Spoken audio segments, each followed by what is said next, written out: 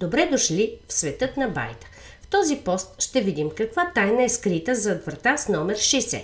Врата с номер 60 се отключва с 2, 2, 3 и 5 и нейното отключване в играта бялата шапка и древният ключ носи 6 точки. Тайната за тази врата е свързана с времето. Времето е една от 7-те основни физични величини, използвани от метричната система.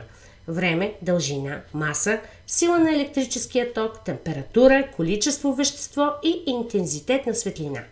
Метричната система е основната система, използвана в науката, технологиите и индустрията. Основната единица за време е секундата. Дефиницията на секунда се променя с времето, като се използват различни начини за измерване с все по-голяма точност. Както всички други основни величини, днес секундата е базирана на физична константа, свързана с прехода между двете свръхфинни нива на основното състояние на атома на цезий 133. Във всички научни изчисления се приема, че времето се отбелязва с Т. Кога човечеството е възприело първото си схващане за време, не можем да кажем.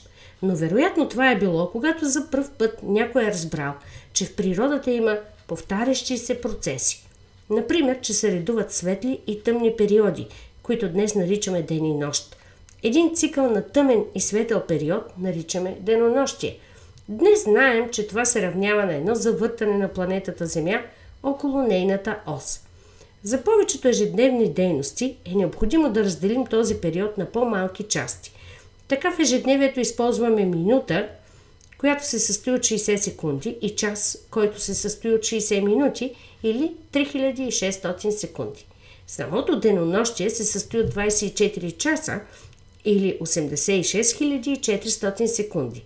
Но откъде са се появили тези странни съотношения на тези мерни единици, можете да прочетете в поста. Минутата, часът и денонощието не са стандартни научни мерни единици за време, но са широко използвани в ежедневието ни. Времето се измерва с инструмент, който наричаме часовник. Хората са конструирали различни видове часовници, базирани именно на повтарящи се процеси. Слънчеви часовници, пясъчни часовници, часовници базирани на махало и пружина, електрически часовници. Един интересен STEM проект, базиран на воден часовник, можете да видите в тайния дневник на байта. Най-прецизни са атомните часовници, базирани на процес, наречен резонансна честота на поглъщане на електромагнитно излъчване. Днес всички обществени часовници показват местно време и стандартно време по Гринуич, но преди време часовниците във всеки град показвали различно местно слънчево време.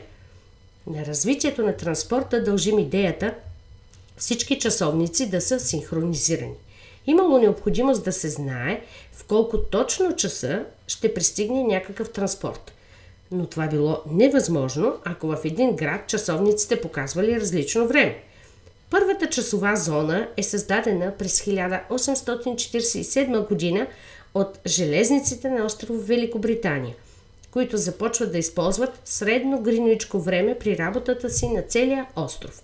По-късно се формирали 24 стандартни часови зони. България е в зона плюс 2, което показва, че когато в стандартната зона на Гринуич е 12 часа на обяд, то в България е 14 часа. За още интересни факти, задачи и проекти, свързани с времето, прочетете поста в блога. Това беше тайната, скрита зад врата 60. В светът на байта естествените числа има 2 игри, 36 карти с загадки. Всички загадки можете да видите на нашия видеоканал в YouTube.